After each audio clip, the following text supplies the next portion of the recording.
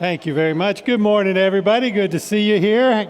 Feel free to have a seat. As most of you know, I took last Sunday away from you, and you finally got some good preaching, but I'm back. And so here we go again. And it is really good to be back and to be here with you. And you can watch the slides as they flash across the screen here, and I'll talk about them in just a little bit. I got up this morning, and it was just kind of cool. I was pulling out to come over to the church, and I just looked and went, wow. Both my children are in the house. My wife's in the house. My father's here from from Tennessee. It's a good day. And sometimes the days are good, and I'm very grateful for that. And I'm grateful to be here and to be with you again. Last weekend was an interesting weekend being away. It was originally marked on my calendar to be just a vacation day to get away, but that changed. I had a great time on Saturday. As I left, I went down and I got to work in Indiana at the 4A and 3A state finals for volleyball, which was really fun, especially when you got two of the top 10 teams in high school teams in the country playing, and you get to work their matches, and that was a great thing, and work with some incredible people. And then from there, I headed about another 500 miles down the road into North Carolina. And I want to give you an update on that, and you can see some of the pictures, and I'll fill you in on what you're seeing. Before I left, we had a couple tables here, and we had all the pillows and blankets and fleece that had been made by ladies in our church and also by our youth group and to take down. And Jim Vincent and I came in here, and we got out some bags and a vacuum, and we sucked the air out of all of them and stuffed them down as far as we could and stuffed as much as we could in the car. I think we have 40 pillows, 40 blankets, and about 40 hoodies stuffed into the car, and took those down and headed down the road. And Jim, a couple of those undid on the way down. Fortunately, I was at a place where I could get hold of a couple new bags, and because all of a sudden I couldn't see out the back of my car, and I'm like, whoa, they puffed up, and sucked the air right back out of them. Went down. As you know, the devastation in North Carolina was really something. And as I looked at where we going to partner, who we going to partner with, I really finally settled on two different places. One is just outside of Spruce Pine, North Carolina. It's about 8 miles outside of this area. And it's a ministry called Neighbors Feeding Neighbors. And it's been there for almost 20 years. It's been there for a long time. It's out in the mountains. And what they do over the years is they provide food for people up there in the hills of North Carolina. Well, they have become, and this is actually their store on that picture right there, and this is outside of that area. They have actually gotten a lot of donations in this time. In fact, they've got more than they can handle. And they also get a lot of donations. I got to meet great people. There was Jimmy and Barb and Crash and Gigi and Amy and all these people. And Jimmy was great, but Jimmy's like, I got to throw so much of this stuff out. We get stuff we don't need. It's in awful shape. People are just giving it away to get it out of their house, and we just have to throw it away. And he's going through all that. And I sensed his frustration in that. But went in, and I showed up, and I said, I got pillows and blankets. And they said, nobody's ever brought us pillows. And so I started taking stuff in, and we were still carrying stuff in, and there's a picture somewhere in here. Whoever gave that wonderful, beautiful, fluffy blanket with the cardinal on it, it didn't last 5 minutes. Okay, somebody grabbed that, this man and his wife, I think she said, you're taking that one, we want that. And it went right out the door. And then next thing I know, we couldn't open the bags fast enough to get the pillows out to give to people. I think I went with 30, and within the first 2 hours, almost 3 hours, I guess it was, I went with 40, and 30 of them were gone. And people were taking them. You'll see the one lady here in the videos as we watch it go around. She was just like, I got 2 pillows for my house. This is a big deal. She said, you can take my picture if you want to, and tell them I said thank you.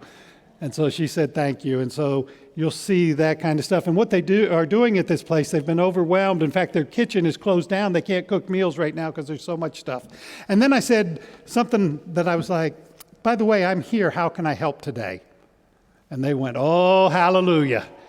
And then they put me to work, and I actually, for the first time in months, had to work. It was something. And what they asked me to do was just to go through this one storage area where all these food items and stuff had been brought in.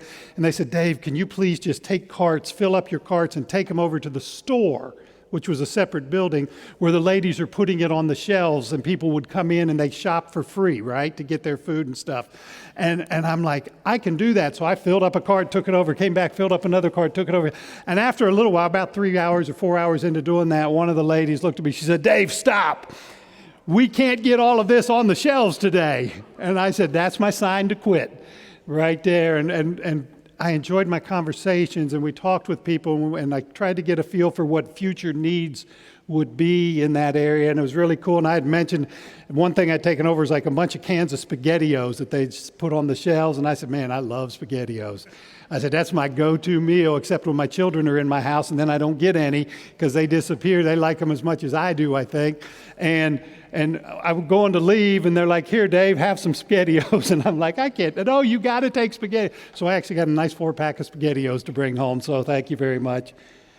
And it was just a really cool experience working with these people. These are people who've been there not for one time, they're always there. And they need help. They need help sorting. They need help going through things. I asked them, what else do you need us to bring out? And they gave me some ideas, and it was just incredible. So I went from there, and I went back into town, and I went and spent some time in Spruce Pine and then in Burnsville. And Burnsville is a city in North Carolina that is really acting as the hub for that whole region. There are multiple places going in. And as I was walking through the different towns and stuff, and especially here in Spruce, I came to this one woman who had a little antique shop. She was in there, and it was closed, but I looked in the window, and she was putting some stuff up. And this was in Burnsville, and she's like, well, come on in. And I'm like, oh, no, you're closed. No, come on in. And we got to talking. Her name was Sherry, and I spent 30 minutes talking with Sherry. If you saw the picture going on here as you went through, there was one where, there's our blanket. There's one with the water tower knocked over and a busted out school bus sitting there and all that. And she got talking to me. She said, yeah, actually, that was our business. That land right there. We just opened it, myself and another woman had just opened it 6 months ago. And she said that whole area was our brand new business, and it's gone. What you see are the remnants of it there. And she says, I still have this little store here that I'm working with. And then she told me a story about the woman who she had shared the business with, who has a 5-month-old child, and she's trying to get her to take aid and to take help, and the woman kept going, I can't do it. There are people worse off than me, and I won't take it. And Sherry said, I finally just got her to come in one day, got my husband to distract her, and I filled up the back of her car with formula and diapers and wipes and everything I could get my hands on. She said she was so proud, she just didn't want to take it. And it was an interesting lesson because, and we talked about it, and I said, Sherry, help her understand that if she accepts the aid that's given to her in her time of need, she's also blessing the people who send it. And here's what it is in life, and I realize this truth very much. When we are able to help, we should help. When we need help, we should take it. It's a really important two-way thing, and it works well together. Incredible conversation with her, and she told me, she said, Dave, one of the things we're going to need, she says, I live on this side of the hill. I just got my power back. On the other side of my hill is a family that we haven't seen because they can't get to us. They won't have power till January. They have to helicopter in their food and supplies because the road is cut.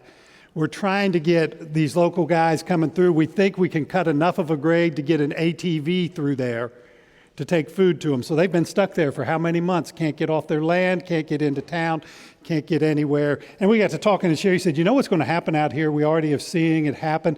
She says, we've got people who are living up in the hills, people who are living in houses or in tents or on the ground and doing all this, or in old structures that are coming apart. And they're going to use all kinds of ways to heat these structures come wintertime. And some of these ways are going to be illegal. And some of these places are going to catch on fire. She said, what the great need was that somebody realized last week was fire extinguishers.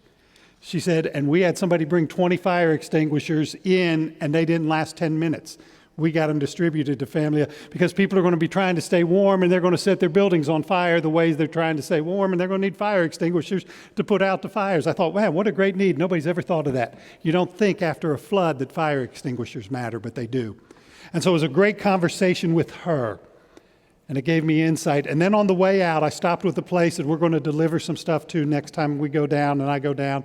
And it's called the Bald Creek Relief. And they've taken over an elementary school because the schools in Yancey County haven't started back up yet.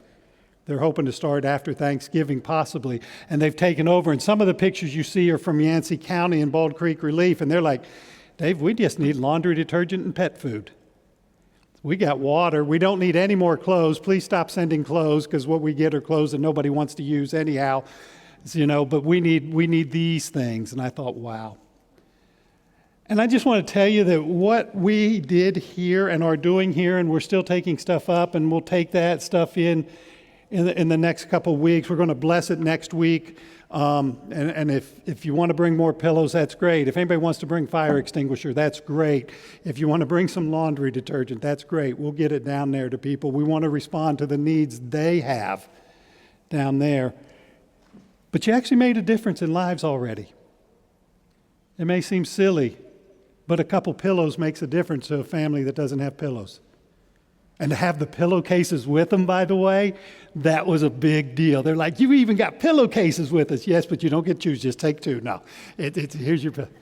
That makes a difference. Blankets for warmth. I'm walking through the one town, and the one guy talked to me, and he says, and I tell him what I'm doing here, and he owns a little store there, and I don't think he was all quite there that day, but he said, my wife runs a clinic and deals with people with back pain, and we don't even have blankets for people to lay on. And I'm like, you'll have some when we come back.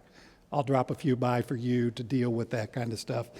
And so going to go back. Going to go to Bald Creek and drop off some pet supplies and some stuff there. Going to go back to Neighbors Feeding Neighbors. And to get to Neighbors Feeding Neighbors, you take a major road, and then you go down a road that's about this narrow that you can barely get through.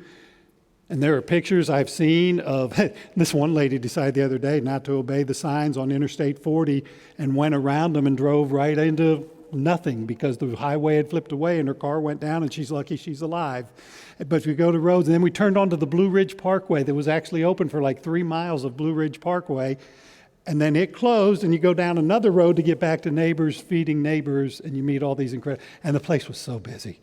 All day, people coming in to get supplies. And I tell you this long story, and I show you all these images to let you know what you do here makes a difference there. And I am so grateful. It was hard, and it was fun. I enjoyed it. I love being there. I am just now starting to recover physically from the drives and the emotional part of it and all that stuff, but so worth it. And so when we talk about doing that, and we're going to talk more in the sermon today too about our generosity, but when we talk about doing that, and then we talk about things like doing the shoebox project here in Franklin, those things matter. And in Acts, Jesus said, you're going to be my witnesses in Jerusalem, Judea, Samaria, and to the ends of the earth. He says, you're going to do it right here where you are, and you're going to do it as far away to places that you never even imagined you would. And that's what being the church is. And so I say thank you. I'm going to go back. I'm hoping to go back in a couple weeks and take the rest of the stuff down. But I also would love to find a time, anybody who would like to go and give one day of work in either Bald Creek Relief or at Neighbors Feeding Neighbors. Here's your invitation. All you got to do is tell me and we'll make it happen. Pastor, I'd like to go. And we'll go. And we'll make a difference in lives, and we'll give of ourselves. Let's pray together. Lord, we are so grateful for the incredible blessings we have. And we gather in this place today that is comfortable. It's closed in. The winds and the stuff from outside aren't affecting us in here. And Lord, I stand here representing a church that it desires to make an impact in this world and has. And for that I am grateful. May we be always a church that will make a difference in the communities where we live and in places we may never set foot. Because you are the God of all. And no matter where we go in this world, you are there. May we join you, Lord, as a church. And Lord, as part of our unity together, we often pray together.